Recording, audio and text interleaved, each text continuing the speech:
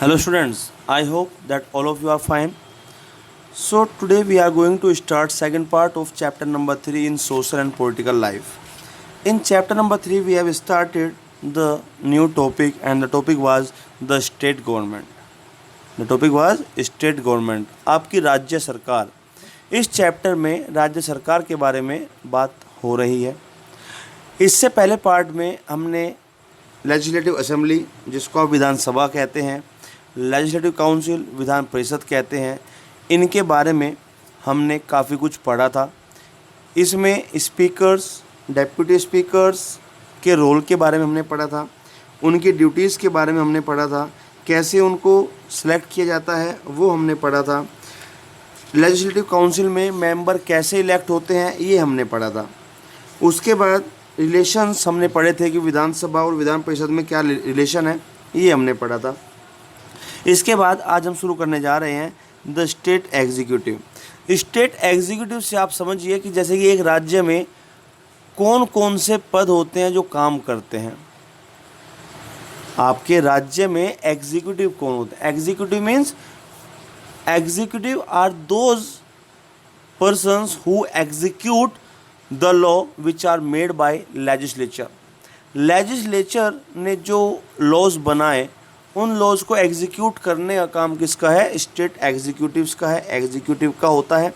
अब state executive में कौन कौन आते हैं ये भी आप समझिए. गवर्नर, भाई आपको पता है कि हर राज्य में एक गवर्नर होते हैं. चीफ मिनिस्टर, हर राज्य में एक मुख्यमंत्री होते हैं. काउंसिल ऑफ मिनिस्टर्स, और हर मुख्यमंत्री के अंदर बहुत सारे मंत्री होते हैं. ठीक है, मंत्री परिषद में बहुत सारे मंत्री होते हैं. The structure of state executive is similar to that of the central government. अब यहाँ पे हम कह सकते हैं कि जो स्टेट एग्जीक्यूटिव है, इस स्टेट एग्जीक्यूटिव की जो स्ट्रक्चर है, जो इसकी प्रणाली है, वो बिल्कुल सेंट्रल गवर्नमेंट जैसी है. जैसे कि सेंट्रल गवर्नमेंट में अगर आप देखें तो वहाँ पे कौन होता है? वहाँ पे भी पीएम होते हैं, फिर काउंसिल ऑफ मिनिस्टर्स होता है, सबसे ऊपर वहाँ पे जो पीएम से अलग हैं प्रेसिडेंट होते हैं.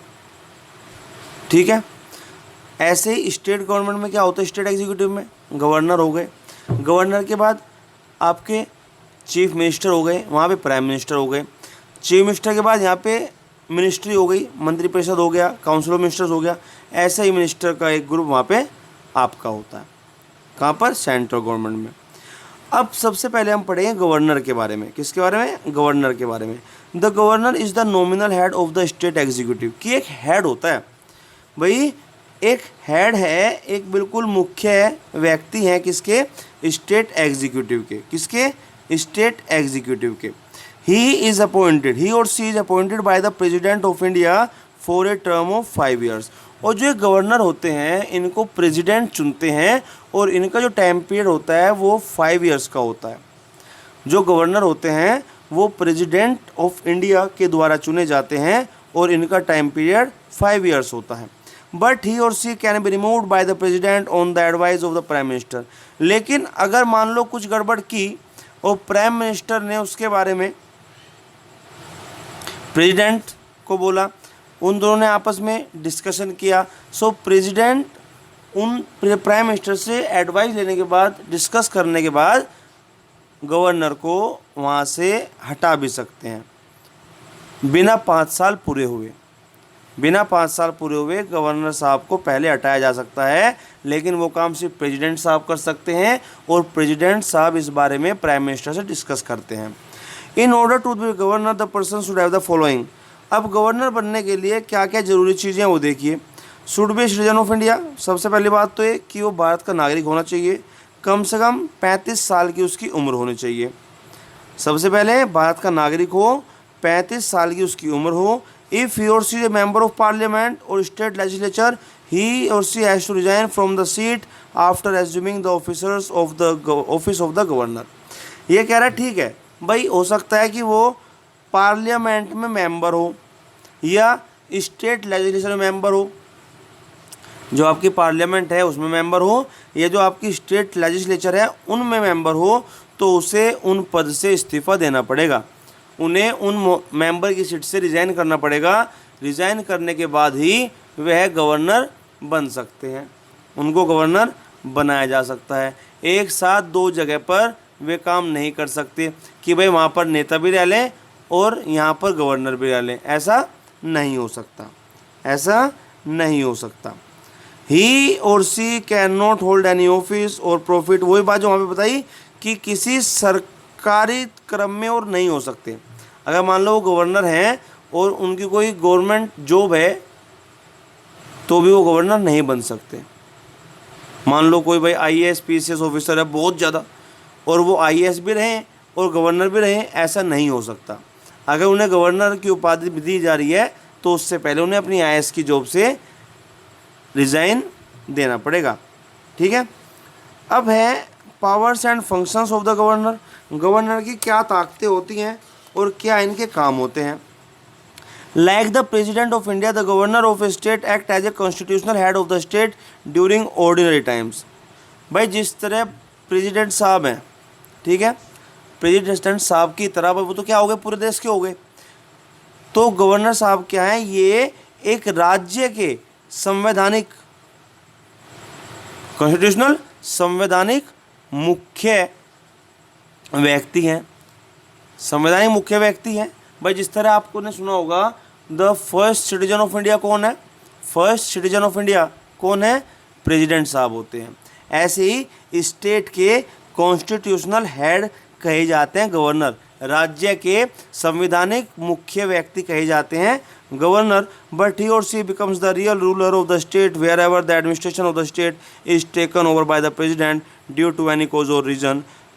अब गवर्नर आपने सुना होगा कि भाई वहाँ पर जैसे अभी जम्मू कश्मीर में हुआ था, वहाँ पर कोई पार्टी नहीं थी तो गवर्नर साहब का रूल वहाँ पे चला था, तो गवर्नर साहब का रूल वहाँ पे चला था। वहाँ के नियम कानून, सभी पॉलिसीज़, क्या करना है क्या नहीं करना, वो सब गवर्नर साहब के अंडर में आ जाती हैं। अगर बाय चांस वहाँ की जो परिषद है, जो वहाँ की पार्टी है, वो बर्खास्त हो जाए तो, ठीक है।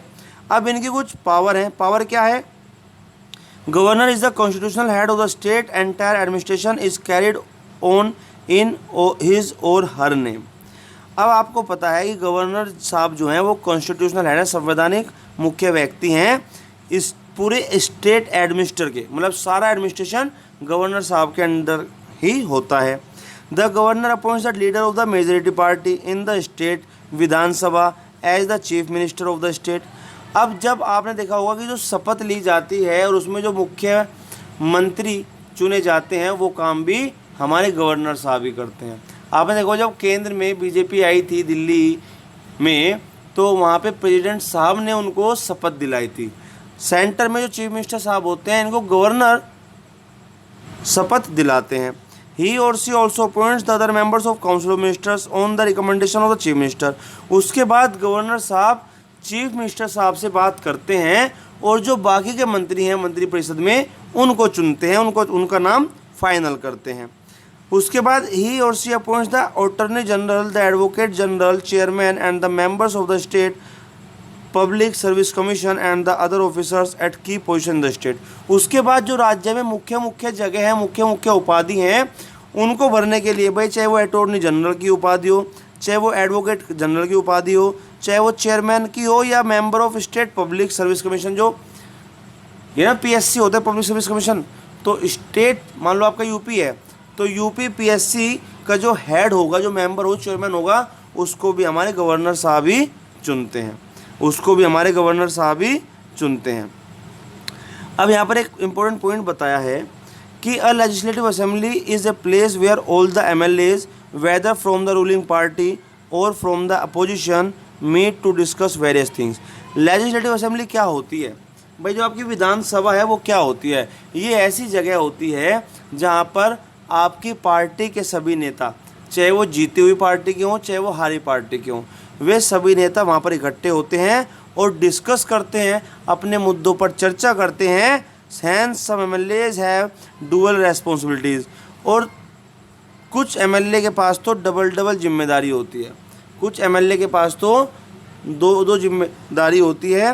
पहली तो एक MLA की और दूसरी एक मिनिस्टर की। कुछ एमएलएज को डबल डबल जिम्मेदारियां दी जाती हैं, जैसे कि एक दे दी एमएलए की और दूसरी दे दी उसको मिनिस्टर की। ठीक है, ये थे क्या, एग्जीक्यूटिव पावर थी गवर्नर की। एग्जीक्यूटिव जो वो एग्जीक्यूट करते हैं, सौंपते हैं, या उनमें किसी को चुनने या न चुनने की काबिल होती है, अथॉरिटी होती है। अब इनकी बात हो रही है लेजिस्लेटिव पावर की, कि कानूनी शक्ति, आप कह लो कि भाई जो ये लेजिस्लेटिव जो कार्यपालिका है, कार्य करने की क्या क्या ताकतें हैं वो यहाँ पे बताएंगे। ही और सी समन्स, एडजर्न्स और provokes the sessions of state legislature. ये कह रहा है कि अगर कार्यपालिका मतलब अगर विधानसभा, विधान परिषद, अगर इनमें सभाएं हो रही हैं, अगर इनमें सब लोग इकट्ठे हो रहे हैं, सेशन चल रहा है, तो इनके पास ताकत है कि ये उसको पोस्टपोन कर दें, एडजर्न मतलब ख़त्म कर दें, या उसको वहीं पे रोक दें, या उसको आगे तक लेके जाएं। ये सब अधिकार गवर्नर साहब के हाथ में होते हैं। He or she addresses the opening session of the legislative assembly. जो आपकी लेजिस्लेटिव असेंबली है, जो आपकी विधानसभा है, उसमें जब सेशन शुरू होता है तो उस सेशन को भी गवर्नर साहब ही शुरू करते हैं। No bill can become a law without his or her signature. अगर कोई बिल आया, अगर पार्टी ने कोई बिल पेश किया, तो जब तक उस बिल पर गवर्नर साहब के साइन नहीं होंगे, जब तक उस बिल पर गवर्नर साहब के साइन नहीं होंगे, तो वो बिल आपका लॉ नहीं बनेगा, कानून नहीं बनेगा। ही or she may dissolve the state legislative assembly even before the expiry of 5 years in the following cases. इन 3 मुद्दों पर अगर ये 3 कारण हैं, पहला चीफ मिनिस्टर ने बातचीत हुई, उन्होंने कह दिया कि हाँ जी ठीक है, इसको बर्खास्त कर दो, डिसॉल्व होता है बर्खास्त, ख़त्म कर देना। In case there is a breakdown of constitutional machinery, जो संवैधानिक मशीन है, जो संवैधानिक प्रक्रिया है, अगर उसमें कुछ टूट फूट हो जाती है तो भी, या प्रेसिडेंट साहब ऑर्डर दे दें, या प्रेसिडेंट साहब ऑर्डर दे दें, तो जो आपकी विधानसभा है राज्य की, उसको ये 1 सेकंड के अंदर 5 साल पूरे होने से पहले, जबकि आपको पता है कि विधानसभा का जो टाइम पीरियड 5 साल का है, तो 5 साल पूरे होने से पहले उस विधानसभा को बर्खास्त कर सकते हैं, ख़त्म कर सकते हैं, उसमें जारी रहने वाली कोई बात नहीं रहेगी। इतनी ताकत गवर्नर साहब के पास होती है। During the recess of the state legislature, जो कार्यपालिका होती है, असेंबली जो होती हैं, उनके रेसेस, उनके अपराह्नों के बीच में he can also issue ordinance, वो ऑर्डिनेंस भी इशू कर सकते हैं, वो ऑर्डिनेंस भी इशू कर सकते हैं। मतलब कुछ अपने भाई उनका मन है कुछ नोटिस जारी करने का, उसको कर सकते हैं। ठीक है, उसके अलावा तो बेटा इसमें आपको बताया कि during the recess of state legislature he can also issue ordinances. Ordinance होता है बेटा अध्यादेश, मतलब एक आदेश, आप इसको एक आदेश मान सकते हो। ठीक है, तो during the recess of state legislature, जब आपका ये राज्य कार्यपालिका काम कर रही होती है, तो ये उसमें एक आदेश भी इशू कर सकता है, एक आदेश भी उसमें सामने ये दे सकते हैं। सच ऑर्डिनेंसेस, अब जो ये आदेश हैं, जो गवर्नर साहब ने आदेश दिए, मस्ट बी रेटिफाइड, रेटिफाइड होता है मंजूर करना, ये मंजूर करने पड़ेंगे किसको, स्टेट लेजिस्लेचर को। राज्य का जो कार्यपालिका है उसको इन आदेशों का पालन करना पड़ेगा, मंजूर करने पड़ेंगे। कब तक, जिस दिन उन्हें भेजे थे तब से लेके 6 हफ्तों के अंदर वह लागू हो जानी चाहिए। जो आदेश गवर्नर साहब भेजते हैं उनमें इतनी पावर है कि भाई सरकार को, जो राज्य सरकार है, उसको वो 6 हफ्तों के अंदर अंदर तक उसको उन्हें मंजूरी देनी पड़ेगी ऑफ इट्स नेक्स्ट सेशन, जब इनका सेशन शुरू होता है तब। ठीक है, और they die of their own accord, या फिर वो अपनी इच्छा से चालू हो जाएंगे, या फिर वो अपनी इच्छा से शुरू हो जाएंगे। He or she causes the annual budget of the state to be presented in the Vidhan Sabha. अब ये ही परमिशन देते हैं कि विधानसभा में आप एनुअल बजट को पेश कर सकते हो, और no money bill can be introduce in the Vidhansabha without the prior approval of the governor. अगर धन विधेयक है, बिल क्या होता है विधेयक, मतलब एक फॉर्मेट बना दे कि ये है तो वो विधेयक है, जब वो अप्लाई हो जाता है तो वो लॉ बन जाता है। ठीक है, सो ये कह रहा है कि ये जो धन विधेयक जो मनी बिल है, बिना इनकी साइन के, बिना इनकी मंजूरी के, अगर इनकी मंजूरी उसमें नहीं है तो आप उसको विधानसभा में ला नहीं सकते हो, तो आप उसको विधानसभा में ला नहीं सकते हो। तो देखो कितनी ताकत होती है। पहली ताकत क्या है गवर्नर साहब की, कि जो आपका सेशन है राज्य कार्यपालिका का, स्टेट लेजिस्लेचर का, उसको जब इनका मन करे तब बुला सकते हैं, जब मन करे टाल सकते हैं, और जब मन करे तो उसको बंद कर सकते हैं। उसके बाद यही जब ओपनिंग सेशन होता है, जब विधानसभा में सेशन शुरू होते हैं तो उस सेशन की शुरुआत भी यही करते हैं। अब कोई भी बिल बिना इनके सिग्नेचर के लॉ कानून नहीं बन सकता। बिल क्या होता है विधेयक, और जब उस पर इनके साइन हो जाएं तो वो कानून बन जाता है। अब ये क्या कर सकते हैं, ये विधानसभा जो राज्य की विधानसभा है उसको डिसॉल्व ख़त्म कर सकते हैं, भंग कर सकते हैं। कब? पहला तो चीफ मिनिस्टर से बात करके, और ये नहीं कि 5 साल पूरे होने चाहिए, 5 साल से पहले ही उसको भंग कर सकते हैं।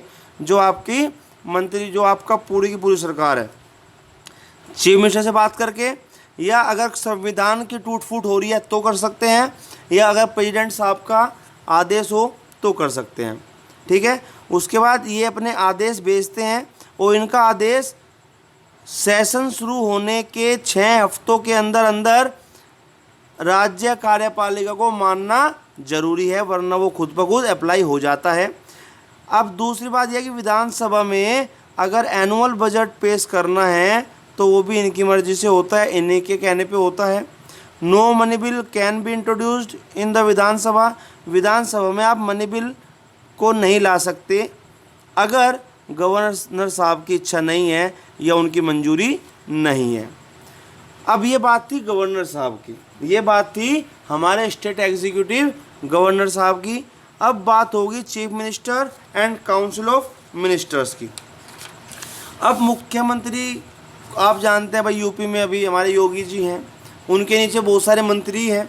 ठीक है, तो उसके बारे में आप पढ़ोगे। अब चीफ मिनिस्टर कौन बनता है?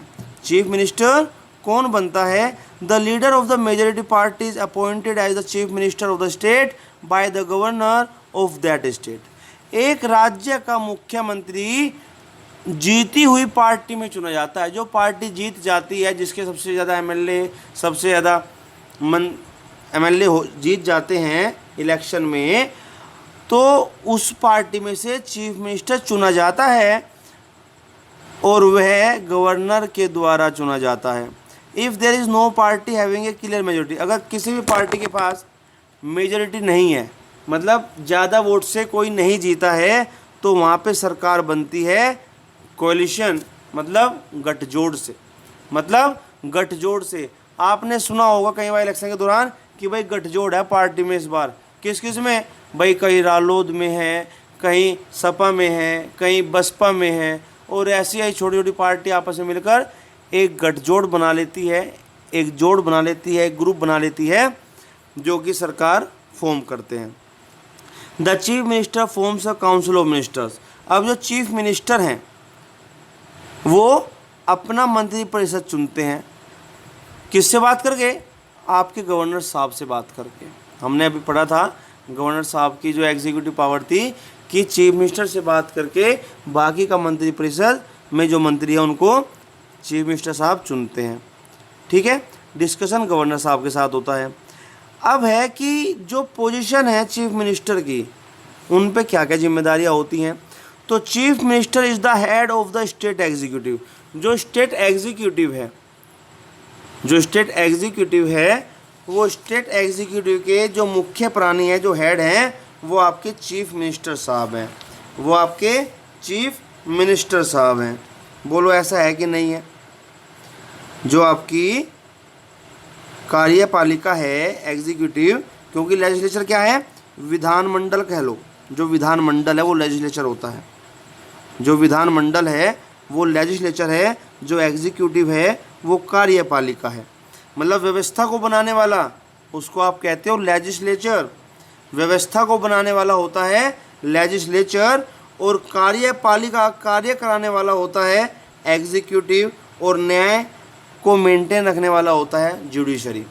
तो ये कह रहा है कि जो हमारी स्टेट एग्जीक्यूटिव है, जो हमारी कार्यपालिका है, कार्यपालिका का मुख्य आदमी चीफ मिनिस्टर होता है। The governor simply acts on the chief minister's advice in matters of selecting his or her ministers from amongst the members of his or her party इन विधानसभा।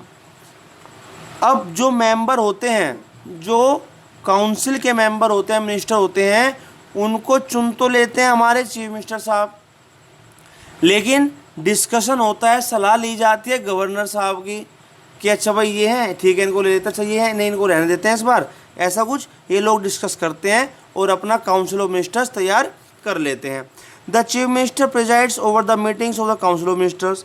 अब उसके बाद जो चीफ मिनिस्टर साहब हैं, ये जब मंत्री परिषद की अपनी मीटिंग होती है तो उसको यही देखते हैं। He or she coordinates the working of various departments and the ministries. अब जितने बाकी डिपार्टमेंट होते हैं उनके सभी कामों को चीफ मिनिस्टर साहब हैंडल करते हैं। He or she is the chief spokesman of the ruling government. He or she announces the policies of the government. अब ये चीफ मुख्य व्यक्ति होते हैं, मुख्य वक्ता होते हैं किसके? रूलिंग गवर्नमेंट के। जिसकी सरकार है उसमें ये मुख्य आदमी है। आप ये मान लो कि आवाज़ किसी की भी हो, शब्द इन्हीं के होते हैं। आवाज़ किसी की भी हो, शब्द इन्हीं के होते हैं। और यही सरकार की जो नीतियाँ आती हैं, पॉलिसीज आती हैं, उनको यही लोगों को बताते हैं, यही अनाउंस करते हैं। एक पॉलिटिकल पार्टी जिसका एमएलए जीतता है, जिसका एमएलए जीत जाता है, उस एमएलए है वो, जिसके एमएलए जीतते हैं, आधे से ज़्यादा, एक राज्य में जितनी सीटें हैं उसमें आधे से ज़्यादा सीटों पर जो पार्टी जीतती है उसको मेजर पार्टी कहते हैं, उसको मेजर पार्टी कहते हैं। The political party that has the majority is called the ruling party. अब जिसके एमएलए ज़्यादा हैं, जो जीत गई है, उसको कहते हैं रूलिंग पार्टी, और जो बेचारी हार गई, उसके विरोध में है, उसको कहते हैं अपोजिशन पार्टी, उसको कहते हैं अपोजिशन पार्टी। तो एक पार्टी होती है रूलिंग जो रूल कर रही है, एक पार्टी होती है अपोजिशन जो उस रूलिंग पार्टी को अपोज कर रही है। एक पार्टी होती है रूलिंग पार्टी जो रूल कर रही है, एक पार्टी होती है अपोजिशन पार्टी जो उसके काम को अपोज करती है। ठीक है, इसके बाद आपके आते हैं powers and functions of chief minister. भाई इनकी ताकत क्या क्या है और इनके कार्य क्या क्या है, किसके? चीफ मिनिस्टर साहब के। तो सबसे मुख्य पावर यहाँ पर दी गई हैं, काम यहाँ पर दिए गए हैं। पहला है फॉर्मेशन ऑफ मिनिस्ट्री। ये मैंने अभी आपको बताया कि चीफ मिनिस्टर साहब को एक मिनिस्ट्री की ज़रूरत होती है। जब एक मिनिस्ट्री बनाते हैं तो उस मिनिस्ट्री में जो भी काबिल नेता होते हैं, मेंबर्स होते हैं, उनको उसमें इंक्लूड करते हैं, और उनको सबको छांटने के बाद ये काउंसिल ऑफ मिनिस्टर तैयार कर देते हैं। He or she then submits it to the governor. और जो वो लिस्ट होती है काउंसिल ऑफ मिनिस्टर्स की, वो लिस्ट फिर गवर्नर साहब के पास भेजी जाती है, और गवर्नर साहब के पास जाने के बाद गवर्नर साहब इन मिनिस्टर्स को अपॉइंट करते हैं। अपॉइंटमेंट कैसे होता है? All appointments to high offices in the state are made by the governor on the advice of the chief minister. जब अभी हम पढ़ रहे थे तो हमने पढ़ा था कि गवर्नर साहब जितने भी मुख्य पोजीशंस हैं, भाई वो चाहे स्टेट पीएससी की हो, चाहे वो अटॉर्नी जनरल की हो, चाहे वो एडवोकेट जनरल की हो, तो इन पोजीशंस पर जो इंसान बैठाए जाते हैं वो चीफ मिनिस्टर साहब और गवर्नर साहब दोनों आपस में बातचीत करके तब फाइनल करते हैं। Coordination amongst the minister. अब मिनिस्टर्स के आपस में क्या तालमेल होता है? The chief minister keeps A watch on the working of the ministers and provides guidelines and advice on routine matters. अब जो जो काम मिनिस्टर कर रहे हैं, जो जो उन्होंने प्रक्रियाएँ अपनाई हुई हैं, उन सब पर हमारे चीफ मिनिस्टर साहब नज़र रखते हैं। अगर उनको कोई बात उनको कहनी है, कुछ गलतियां सुधारवानी होती हैं, तो चीफ मिनिस्टर साहब उसको उनको बोल देते हैं।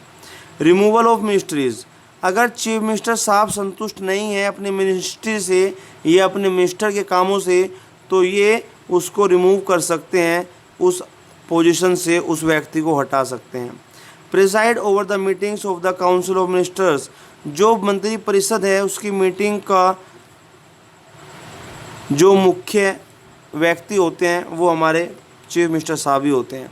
नो मिनिस्टर डेयर्स, किसी मंत्री की हिम्मत नहीं है कि वो चीफ मिनिस्टर की बातों को अपोज कर सके, उनका विरोध कर सके।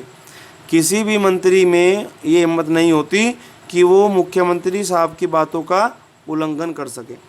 Link the governor and the council of ministries, अब जो ये चीफ मिनिस्टर साहब हैं ये लिंक होते हैं, एक मीडिएटर होते हैं, एक मीडियम होते हैं, किसके बीच में? गवर्नर साहब और काउंसिल ऑफ मिनिस्टर, मंत्री परिषद के बीच में।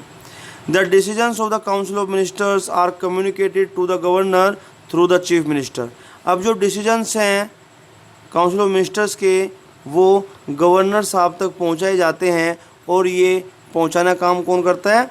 चीफ मिनिस्टर साहब करते हैं। Power to dissolve the legislative assembly, अब चीफ मिनिस्टर साहब के पास यह पावर होती है कि वो गवर्नर साहब से बात करके और विधानसभा को भंग कर सकते हैं। गवर्नर साहब से बात करके विधानसभा को भंग कर सकते हैं इसका समय पूरा होने से पहले, इसका समय पूरा होने से पहले। ये ताकत है किसकी? आपके चीफ मिनिस्टर साहब की। अब हम पढ़ते हैं कि कुछ और प्रशासन है, राज्य जो प्रशासन है उसमें अलग अलग डिपार्टमेंट हैं। राज्य प्रशासन में अलग अलग डिपार्टमेंट हैं। A uniform administrative setup has been established for the unity and integrity of the country in each state and the UTs, union territory जिसको आप कहते हैं। एक यूनिफॉर्म मतलब एक सार्वभौमिक, एक तरह की एक समान प्रशासन को बनाया गया है जो भारत की एकता और भारत की अखंडता, जो देश की एकता और देश की अखंडता को बनाने में मदद करते हैं, चाहे वो कोई राज्य हो, चाहे वो कोई केंद्र शासित प्रदेश हो। अब जो आपका स्टेट सेक्रेटेरिएट है, जो आपका स्टेट सेक्रेटेरिएट है, इसमें क्या स्पेशल है, क्या इसकी ताकत है, क्या खासियत है, कौन कौन से सेक्रेटेरिएट, कौन कौन से डिपार्टमेंट हैं राज्य में, वो इसमें बताया जाएगा। Each member of the council of ministers looks after a particular department और ए कॉम्बिनेशन ऑफ डिपार्टमेंट्स। अब काउंसिल ऑफ मिनिस्टर जो है, मंत्री परिषद जो है, उसमें हर एक मेंबर को एक निश्चित डिपार्टमेंट सौंप दिया जाता है या कुछ डिपार्टमेंट सौंप दिए जाते हैं जो उनको देखने होते हैं। देयर आर डिफरेंट डिपार्टमेंट्स, अलग अलग डिपार्टमेंट आपको पता है कि एक राज्य में होते हैं। एजुकेशन डिपार्टमेंट है, कंस्ट्रक्शन ऑफ रोड्स है, ट्रांसपोर्ट एंड कम्युनिकेशन है, वाटर है, हेल्थ है, सैनिटेशन है, लॉ एंड ऑर्डर है, लैंड रिफॉर्म्स है और इरिगेशन है। ये कुछ डिपार्टमेंट के नाम दिए गए हैं, इसके अलावा भी डिपार्टमेंट होते हैं। तो इन सब के लिए अलग अलग मंत्री अपॉइंट किए जाते हैं। 3 कैटेगरी होती है मिनिस्टर्स की स्टेट लेवल पर। पहले होती है कैबिनेट मिनिस्टर, कैबिनेट मिनिस्टर, फिर होते हैं मिनिस्टर्स ऑफ स्टेट, फिर होते हैं मिनिस्टर्स ऑफ स्टेट, और उसके बाद होते हैं डेप्यूटी मिनिस्टर्स, और उसके बाद होते हैं deputy ministers. Cabinet ministers are in charge of the major ministries, जो बड़ी बड़ी मिनिस्ट्री हैं, जो बड़े बड़े डिपार्टमेंट हैं, उनमें कैबिनेट मिनिस्टर उसका इंचार्ज लेते हैं, उसका चार्ज लेते हैं। Usually the cabinet ministers meet to take decisions in the name of council of ministers. Normally क्या होता है कि जो कैबिनेट मिनिस्टर हैं वो काउंसिल ऑफ मिनिस्टर्स के नाम पर अपने डिसीजन देते हैं, अपने निर्णय सुनाते हैं। सेकंड क्या है? Ministers of state with independent charge. अब जो मंत्री हैं राज्य के जिन पर कोई चार्ज नहीं है, वे इंचार्ज होते हैं छोटे छोटे मिनिस्ट्री के। मतलब इंडिपेंडेंट चार्ज जो कैबिनेट मिनिस्ट्री में नहीं है, जो कैबिनेट मिनिस्टर्स में नहीं है, उन लोगों को, जो मिनिस्टर्स ऑफ स्टेट हैं, स्टेट के मिनिस्टर हैं, उनको चार्ज दिया जाता है छोटी मिनिस्ट्रीज़ में। दे participate in the cabinet meetings only when invited. ये कैबिनेट में तभी शामिल होते हैं जब इनको बुलाया जाता है। बिना बुलाए अगर मीटिंग चल रही है तो उसमें ये लोग भाग नहीं ले सकते। Ministers of states are attached to and required to assist cabinet ministers. अब जो मिनिस्टर ऑफ स्टेट हैं इनको ये बोला जाता है कि तुम एक काम करो, तुम कैबिनेट मिनिस्टर को सपोर्ट करो। जो कैबिनेट मिनिस्टर हैं, जो मंत्री हैं कैबिनेट के, आप लोग उनको हेल्प करोगे। जैसे वो आपको कहेंगे आप उनको असिस्ट करोगे, जैसे वो आपको कहेंगे आप ऐसे काम करने की कोशिश करोगे। द ब्यूरोक्रेट्स और the government officers manage the affairs of this departments. अब जो ब्यूरोक्रेट्स हैं, मतलब जो सरकारी अधिकारी हैं, वो इन डिपार्टमेंट के सभी अफेयर्स, सभी काम को मैनेज करते हैं, उनकी देखरेख करते हैं। The bureaucratic head of each department is called as secretary. अब हर एक गवर्नमेंट डिपार्टमेंट जो ब्यूरोक्रेटिक होता है, जो सरकारी ऑफिस, कारखाने, सरकारी जो ऑफिस हैं, गवर्नमेंट जो ऑफिस हैं, उनका जो हेड होता है हर एक डिपार्टमेंट का, उसको कहते हैं सेक्रेटरी। क्या कहते हैं? Secretary. A secretary generally belongs to the Indian administrative service. देखो, इंडियन एडमिनिस्ट्रेटिव सर्विस, आईएएस जो होते हैं, आईएएस से बिलोंग करते हैं ये secretary. The selection and appointment is made up by the UPSC, union public service commission, located at Delhi. Delhi में एक ऑफिस है, यूनियन पब्लिक सर्विस कमीशन है। आपने एग्ज़ाम भी सुने होंगे कि भाई इस बार के यूपीएससी टॉपर आईएएस ये हैं, ठीक है। तो वो दिल्ली में है, वो लोग सेलेक्ट करते हैं, अपॉइंट करते हैं इन सेक्रेटरी को। A secretary also acts as the adviser to the minister on all matters of importance including policy and administrative matters of the department.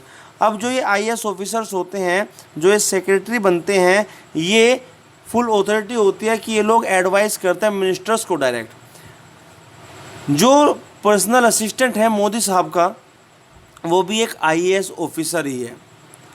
जो अमित शाह जी का पर्सनल असिस्टेंट है, जो उनको एडवाइस करता है, जिससे वो बातचीत करते हैं, पूछते हैं, वो भी एक आईएएस ऑफिसर है। तो आप ये देखो कि आईएएस ऑफिसर बनने के बाद आपके पास ओपन अपॉर्चुनिटी होती है मंत्रियों के साथ रहकर एडवाइस करने की, अपने समाज को सुधारने की।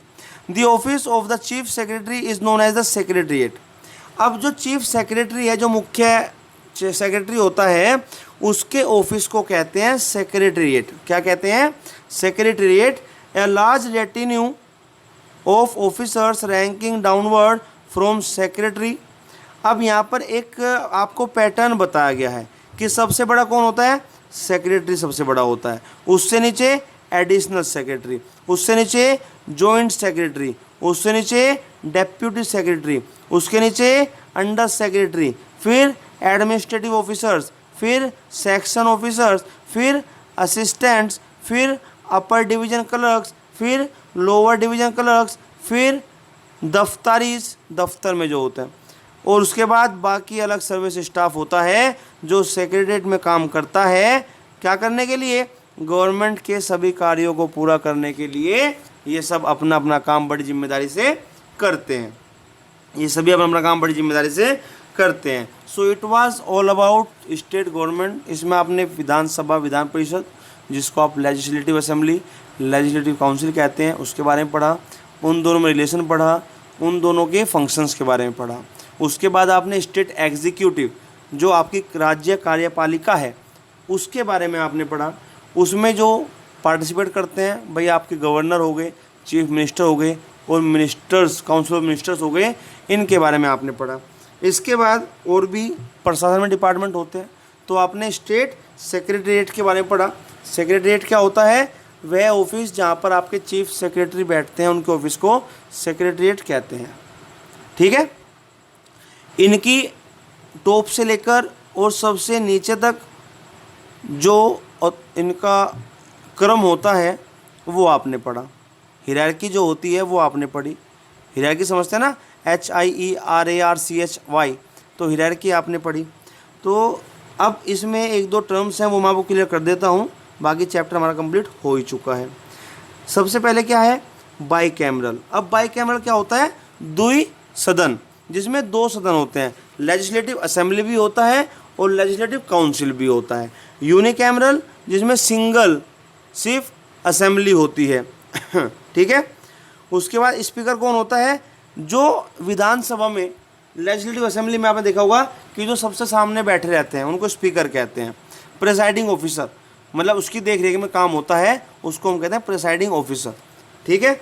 और मैंने आपसे क्वेश्चन किया था, किसी बच्चे ने आंसर नहीं दिया, who is the speaker of Lok Sabha and who is the speaker of Rajya Sabha? ये मैंने आपसे क्वेश्चन किया था, बहुत इजी क्वेश्चन थे, आपको इसका आंसर देना चाहिए था। लेजिस्लेशन क्या होता है? प्रोसेस ऑफ मेकिंग लॉज, जो कानून बनाते हैं, व्यवस्थापिका जो कानून बनाते हैं उनको हम कहते हैं लेजिस्लेशन। ठीक है, तो दोस्तों ये हमारा चैप्टर 3 था, जिसमें कि हमने स्टेट गवर्नमेंट के बारे में पढ़ा। किसी बच्चों का कोई डाउट है so you can ask either by commenting here or by sending message on my WhatsApp. Till then bye bye. अच्छे से देखो, वीडियो को समझो, इसको सब्सक्राइब करो, इसको लाइक करो और ऐसे ही चीज़ों को सीखते रहो। Okay students, bye bye, have a nice day to all of you, thank you very much.